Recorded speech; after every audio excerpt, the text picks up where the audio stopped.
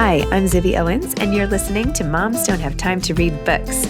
This 30-minute podcast features a new author interviewed by me every single day, 365 days a year, for about 30 minutes. I am also the publisher for Zibby Books, which publishes 12 books a year in fiction and memoir. Our books are already out now. You can check it out on zibbybooks.com. And we have a magazine called Zibby Mag, where we have lots of wonderful essays and lifestyle features. That's at zibbymag.com. We have classes at zibbyclasses.com. And I recently opened a bookstore in LA called Zibby's Bookshop at 1113 Montana Avenue at 11th Street in Santa Monica.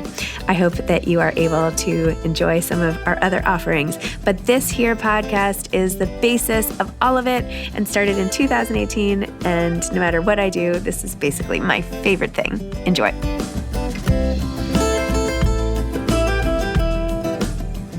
So I'm starting something new, which is that on the weekends, I'm going to be re-releasing some amazing podcasts that maybe you haven't heard because you're a new listener, or maybe you heard it a couple years ago and you always wanted to hear it again but couldn't find it. So I'm kicking things off with Jill Biden, the First Lady, who I interviewed during the campaign, so she had not yet become the First Lady. And I interviewed her about her amazing memoir, and we had a wonderful discussion. And whatever, I think it's really cool to interview the First Lady of the United States. So I hope you enjoy this episode of Jill Biden and me talking about her book. Her bio will follow, and so will the episode. And tune in every weekend for 2 new re-releases throughout the summer. And enjoy. And of course, 5 new episodes all week, every week. I did an Instagram Live with Jill Biden this week, which was so amazing. And I hope that you all really enjoyed this episode because I had the best time getting to know her. Jill Biden is a community college professor and served as Second Lady of the United States from 2009 to 2017. And for those of you who have picked up on who she is, she's Joe Biden's wife and perhaps will be the next First Lady. We'll see what happens. During the Obama-Biden administration, she advocated for military families, community colleges, the fight against cancer, and the education of women and girls around the world. She continues this work today through the Biden Foundation, the Biden Cancer Initiative, and the Beau Biden Foundation for the Protection of Children. Dr. Biden is married to former Vice President Joe Biden. Her book is called Where the Light Enters, Building a Family, Discovering Myself. It's a memoir, a New York Times bestseller, and just came out in paperback. So definitely read it. I half read it and half listened to the audiobook of it. I sort of interchanged them, and that was also really neat because she reads it herself. So enjoy. Hi. Hello. We are in the middle of a gigantic storm. We've had a tornado watch all weekend. We've lost our power. All morning. We lost our power 3 times. So that's why we're a little bit late. Oh my gosh, don't worry. We have a tornado warning here too. And I'm like, don't go out at 1:00. I can't lose my Wi-Fi. Where are you, in DC or New York? We're out on Long Island in New York. Oh gosh, yeah. Yeah. How about you? Crazy. Where are you today? Delaware, at our Wilmington home. Well, thanks so much for taking the time. Congratulations on your paperback release. Do you see? I'm wearing your matching sweater today. Oh, yes, I should have worn it. We could have been, twins. Could have been twins. This is such an amazing book. What a story. What a life you have led. It's truly remarkable. And you can just tell how, this sounds so trite, but you're such a good person. And it comes through in every story that you tell. It's just so nice to get to know you now in person as well, or, this way. Yeah. Well, it's nice to meet you. And thanks for doing this. Of course. So much to discuss. First, I just wanted to hear a little more about how much you love being a teacher, because that's one of the things that came through so clear in the book. You wrote, I realized early on that teaching was more than a job for me. It goes much deeper than that. Being a teacher is not what I do, but who I am. So tell me a little about your love of teaching and what about it gets you so fired up. I've been teaching, I think this is year 36, and it's my career. It's, what I love doing. My grandmother was a teacher. And so I think for me, it's this sense of community that I feel in my classroom, that they're like a family to me. I try to create that. As that first week of school, I get to know everybody's names. I have them get to know one another because I teach writing, and writing is so personal that I think that they have to feel that they know somebody else in the classroom to read what they've written. They have to know, their stories. And writing creates a vulnerability, I think. So I get to know my students really well. And I hear from my students all the time. They're texting me and emailing me. And even though we're not back in school yet this semester, but I have to tell you, Zibby, I'm taking certification so that I can teach online should I become First Lady. Well, that's exciting. Yeah, so that's my dream. But I did that all the 8 years that I was second lady, and I loved every minute of it, and we made it work. And so, I'm hoping we can make it work again. So would the online component be because schools might not open, or because the first lady can't teach in a public place, or what would the impetus be? Well, schools, we're in such a precarious time right now. Every day my phone is going crazy with my friends and my friends who are teachers and saying, what should we do? What should we do? And we have to listen to the scientists and the doctors. And when they tell us it's safe to go back, then I think that's okay to go back. But right now, we just don't, the public schools a lot of them don't have the funding. And so they don't have, maybe they don't have the extra masks. How many, yourself, kids forget everything. That they're going to forget their masks. So we need to have a supply of masks in every classroom. We need to socially distance. And how many kids are in a classroom?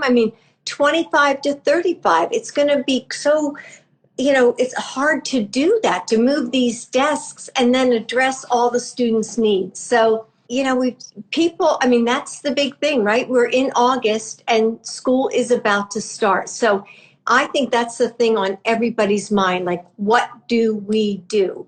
This is literally all I talk about. Well, there we go. I have 4 kids. They're at 3 different schools. They all have different plans. I don't know what I agree with, what I don't. It's so hard. Every parent has to not only listen to the national advice, but the actual individual school advice, and then listen to your heart. It is so hard. This is like a tough time in this, and for teachers too. Educators as well. So I agree. That's why I say I'm hearing from a lot of teachers who are saying, gosh, we think, right now, unless the doctors say it's okay to go back, should we really go back? Because then we have to go back into our own homes and, take care of our families. So, there are a lot of decisions, and that's why, leadership is so important, isn't it? Really, to know what to do, to give us advice and, tell us the path to follow, somebody we trust. Somebody in the comments is saying that you should be the Secretary of Education. Perhaps VP. I hear it's still an open slot at this point, Nope, I love the classroom, and that's where I want to be. Okay, fine.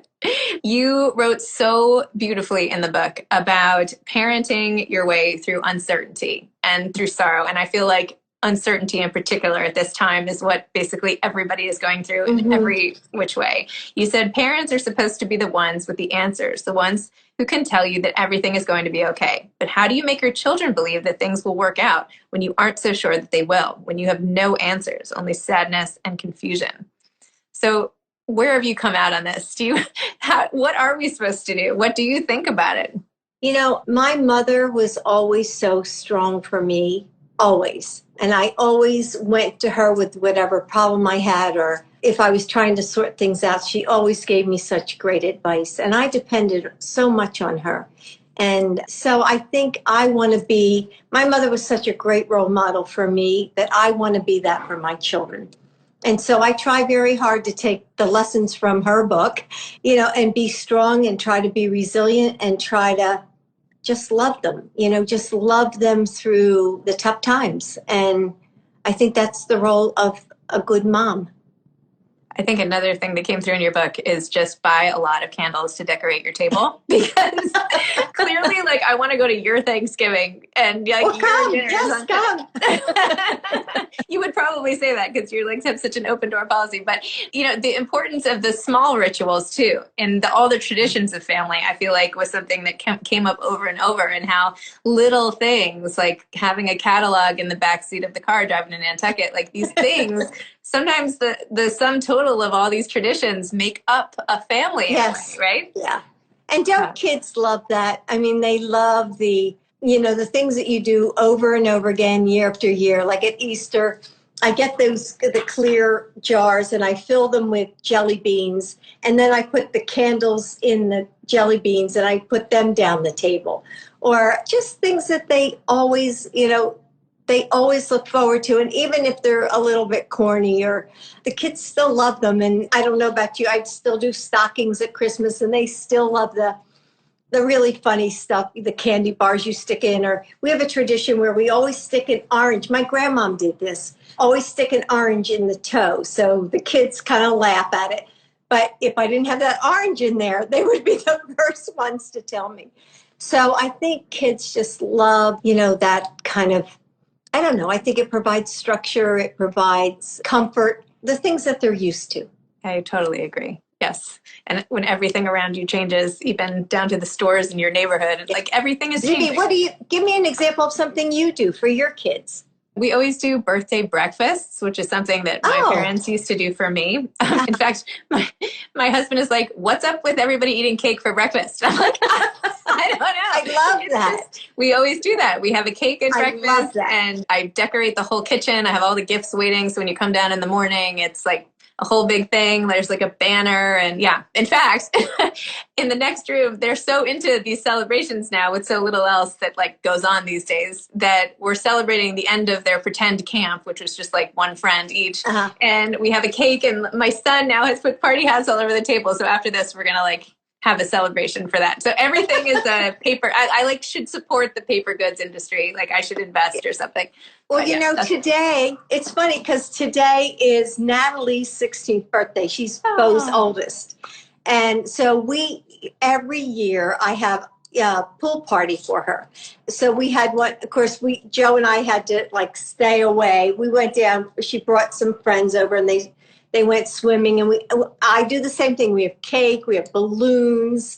It doesn't matter if your kids are 16 or they're 36. If you don't have those balloons, it's like they're so disappointed. So, I love that. So I love that birthday cake idea, because what difference does it make if they, and that's one of the beauties, I think, of being a grandmother, is when they come over and I have dessert for dinner, I say, I don't care. Eat your dessert first. Like, what do I care? They're going to eat all the dinner anyway. So what difference does the order make? But that's the beauty of being a grandmother. I don't think I'd ever do that as a mother. I feel like this pandemic has made me act more like a grandmother to my own kids. Rules that I like were so strict. Now I'm like, I don't know. Is it a big deal? So yeah, because you have to be fun and creative because it's tough for them. This pandemic is really tough for our kids, and they don't really understand a lot about it, and everything is upside down, and it's really tough on them. Yeah, absolutely. How do you maintain this sense of closeness and family and tradition while your life is also on such a public stage? It's like you're intimate, and then you're like out there everywhere, and your husband is out there everywhere. How do you come back? What do you do at night to stay normal? Do you sit around and watch TV? How do you go back and forth, I guess, from such a public to the private?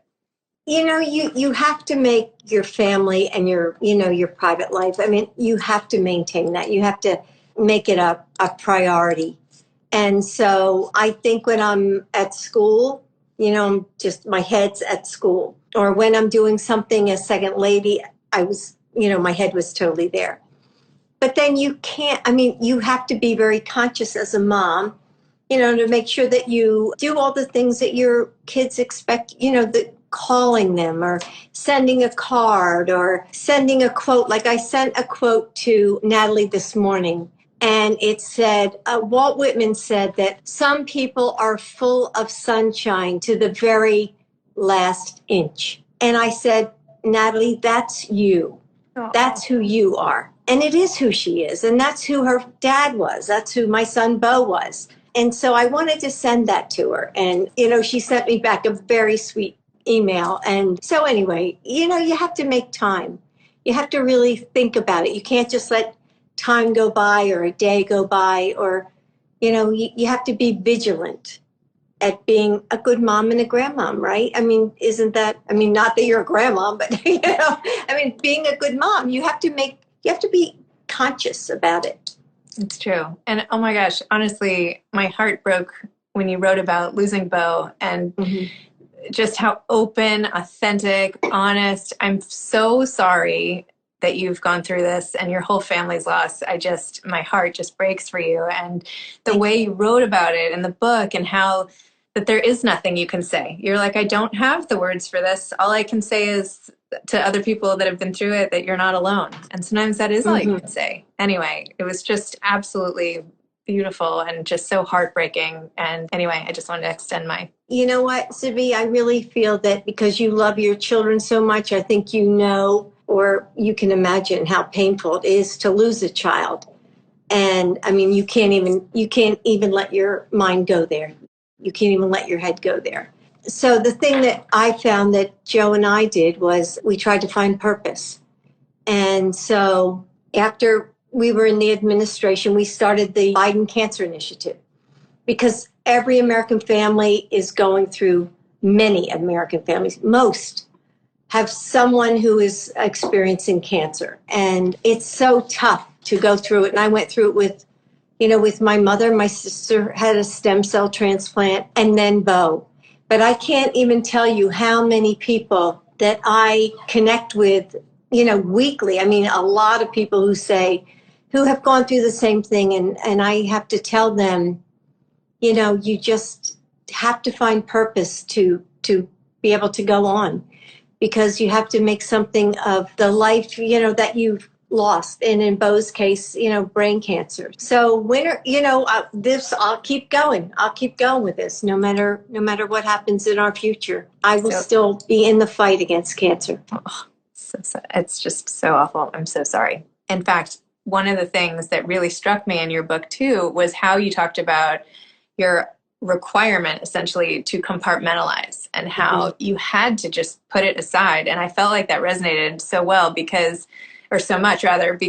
everybody has to do that to some degree or another, not necessarily through the awful things that you've been through, but even something smaller that's really on their minds. And yet you have to do it. You said, and your point in particular was, I wasn't disingenuous when I smiled at rallies or campaign stops. I just had to teach myself to forget for a little while the parts of me that were hurting. So many of us, public figures or not, have to learn how to lead these double lives. Work doesn't stop because your father is sick.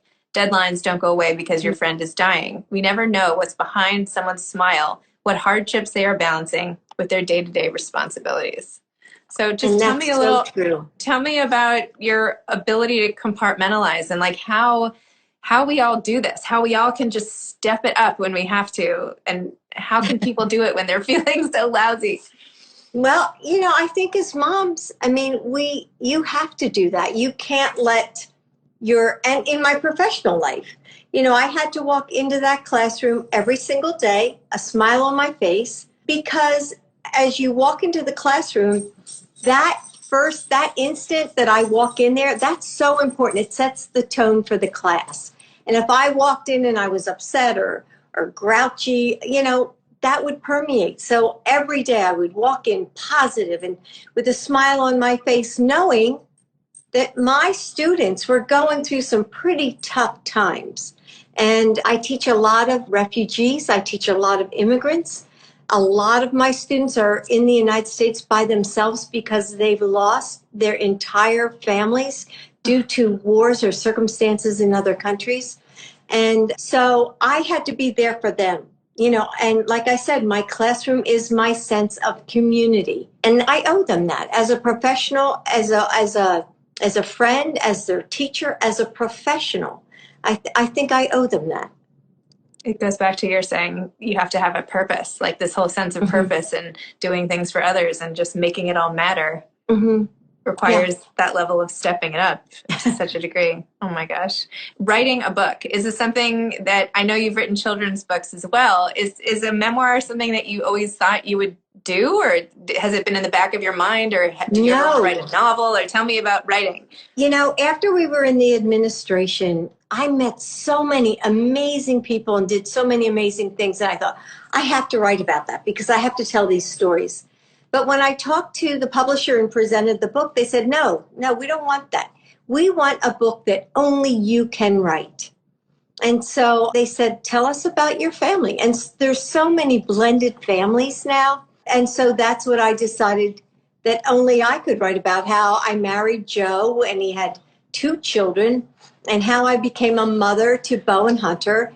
And then later on, we had our daughter, Ashley, and how I used my own family as a roadmap to sort of navigate, what I valued in my growing up, to sort of guide me to being a mother, an instant mother, by the way, an instant mother to 2 little boys. And I grew up with 4 sisters. So I was so used to girls and, fighting over makeup and who has the comb and the hairbrush and, all the things girls do. And boys were like totally different for me. And, I write in the book about the snake story where the kids came in, and I'll never forget it. Mom, come here. And so I go running down the steps and they're holding this net. And I look in the net and it's a snake. And I screamed and I ran back upstairs. But they were so proud of the snake that they had caught this snake and they wanted to show it to me. Those sorts of things that I really had to get used to as a new mother. So there were a lot of fun stories. And boys, I don't know how, if you have boys or girls, or if I have 2 of each. Okay, then do you think boys and girls raising them is a lot different? I mean, it depends. I feel like just all my kids are so different. I feel like they all, even, within the genders. But yes, there are some things that are just so, yeah. So it's just funny and different. So they were a lot of fun. I mean, raising them, I went through some really interesting times. I'm sure you could have written many more books just about that. Yeah. Is it something that you would want to do again? Would you want to write about what it's like to be on the campaign trail? Would you want to write more about being a grandmother? I could just see you doing so many books because your voice is so, amazing. I love writing and I journal every day. I mean, most days. And that's what I suggest to a lot, people that I meet, to my students, to other friends, because we are in such a different time. I mean, this pandemic. And I try to tell my grandchildren, I want them to journal because I never want them to forget what they went through during this time, in good ways and in bad times. Write reflections of how did you feel? How did this pandemic change you? How did it change your view of the world? What do you want to see in the future because of having been through this pandemic? So I hope your kids they don't even have to write it. If they want to do it through art, some of my grandchildren are very artistic, or they want to do a video and record it. But I don't think we should lose really the essence of this experience, even though it's this illness is so horrible. I think we have to think of ourselves and what we went through and how it changed us as who we are, or as who we were. I think my daughter is chronicling this through TikTok, which might now go away. So I think we need some different outlets. Yes, yeah. Do you have any advice to aspiring authors? Aside from journaling, of course. Well, I say write from your heart. I mean, I tried to write. I read so many memoirs. And when I finished a lot of them, I thought, I don't really know that person. Mm. And I thought, when I thought about writing my own memoir, I thought, my readers are going to expect me to sort of expose my heart and get to know me for the woman I am. So I hope that came through in the book, because I didn't want it to be superficial. I wanted people to get to know me. And, I still, I just wrote my children's book, Joey, about my husband. And I'd love to write another book. Because look what we're going through. I mean, there's so many things happening in the world right now, just so many things that are challenging, yet interesting, sad, yet you find joy. You feel joy so much more than you ever allowed yourself to feel it before, because we've seen such loss. So I would, I'm writing every day. So who knows? Who knows? Who knows? I mean, you might have a much bigger thing on your plate, Maybe. Hopefully. Hopefully. So thank you so much. Thank you for coming on my show. Thank you for giving me an opportunity to wear this sweater again. No, I'm kidding. But seriously, I read a lot of memoirs too. And this is really one of my favorites because of just what you're saying, because it was so open. And I could tell, like, you're just the way that you seem from the book, talking to you one-on-one. And that's just amazing. That's all we have is being who we are. It sounds so stupid, but anyway. Well, I've loved getting to know you. Thanks for doing this. Oh, you too. Thank you so much. Thanks. Okay. Take care. Bye-bye. Okay. Bye-bye. Thanks for listening to this episode of Moms Don't Have Time to Read Books. Don't forget to follow me on Instagram at Zibby Owens and at Moms Don't Have Time to Read Books. Also sign up for my newsletter at zibbyowens.com and sign up for my virtual book club and meet lots of authors on Zoom every other week. Thanks so much to Steve and Ryan at Texture Sound for the sound editing. And thank you to Morning Moon Productions for providing this fantastic intro and outro music.